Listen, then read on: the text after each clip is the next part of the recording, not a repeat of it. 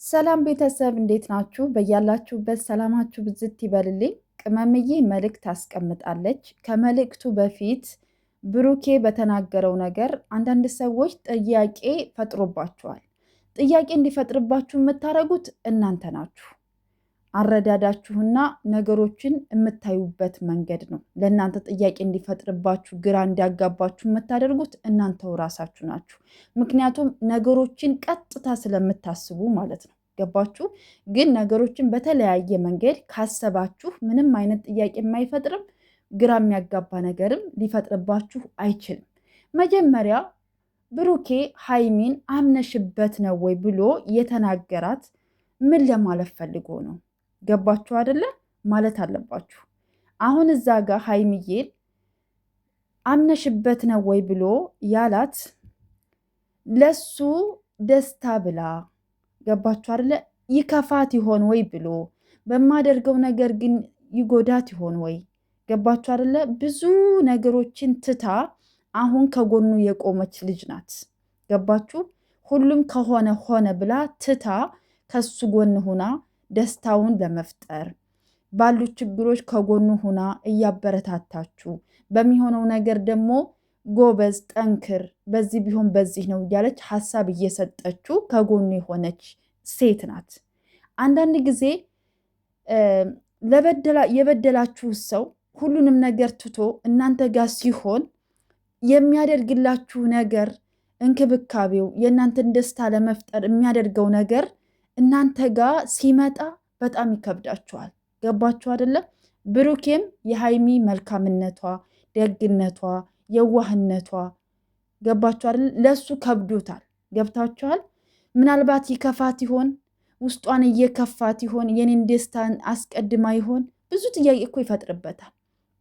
ገባችሁ አይደለ? እሷ እንድትጎዳ ስለማይፈልግ ነው።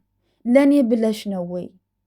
ደስተኛ ነሽ ወይ እያላት የነበረውን በደንብ አድርጋችሁ ቪዲዮውን ለማየት ሞክሩ እንጂ ያን ነገር የተናገረው እሱ ከክፋት አይደለም። እሷ እንዳትጎዳበት ትጨነቅብኝ ይሆን ወይ ብሎ ስለሚያስብ ነው። ገባችሁ? ይህም ማወቅ አለባችሁ።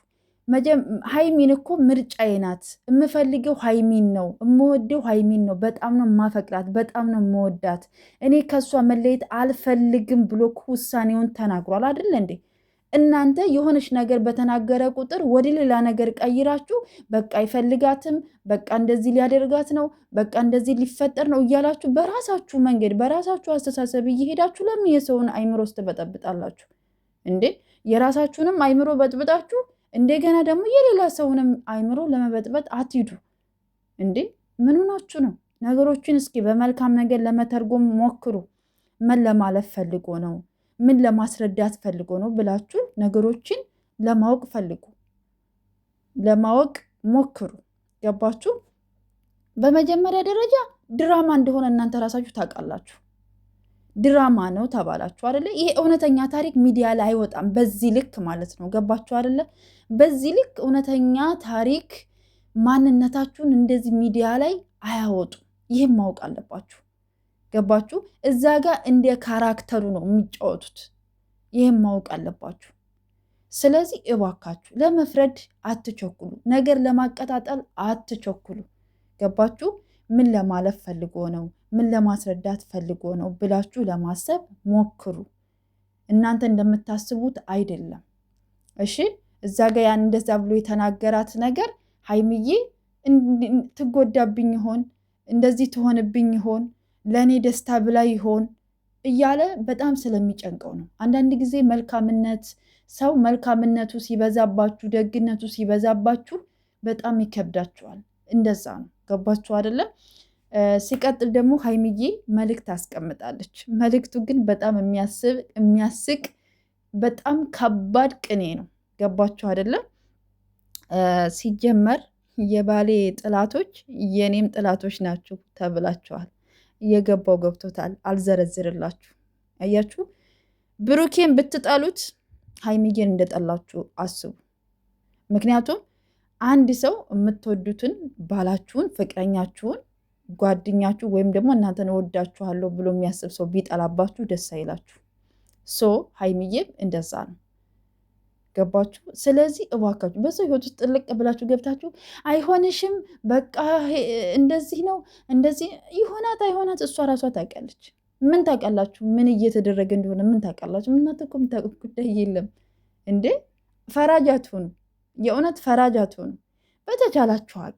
በተቻላችሁ አቅም ነገሮችን በመልካም ነገር ለመረዳት ሞክሩ።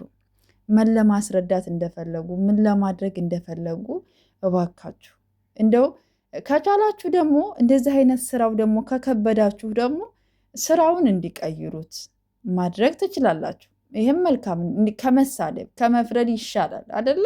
ስራው ይቁምልን ማለት ትችላላችሁ። ከዛ ውጭ ግን የማይሆን ነገር እየተናገራችሁ የሌላ ሰው ምክንያቱም በጣም የዋህ ልጆች አሉ።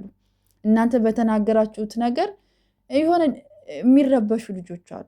ስለዚህ እናንተም ተረብሻችሁ የሰውንም ሌላ ሰው አይምሮ አትረብሹ ለማለት ያክል ነው። እና ቅመምዬ ግን ቅኔሽ ተመችቶኛል። ቅኔ ተመችቶኛል። እንዴ የባሏ ጥላቶች የእሷም ጥላቶች ናቸው። በቃ ይሄን ማወቅ ያለባችሁ።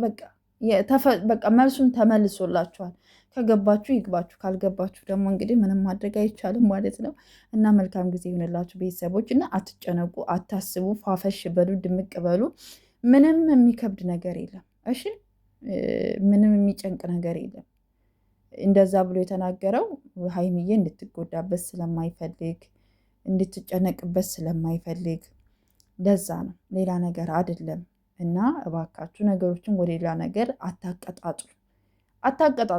የምታቀጣጥሉ ሰዎች አታቀጣጥሉ፣ ደስ የማይልም። ውድ ቤተሰቦቼ በያላችሁበት ሰላማችሁ ብዝት ይበልልኝ። እህቶቼ አትጨነቁ፣ አታስቡ። መልካም ጊዜ ይሁንላችሁ። እንግዲህ ዛሬ ደግሞ መልካም ነገር ለመስማት ያሰማን ነው። እንግዲህ ነገሩ እንዴት እንደሚቀጥል አናቅም።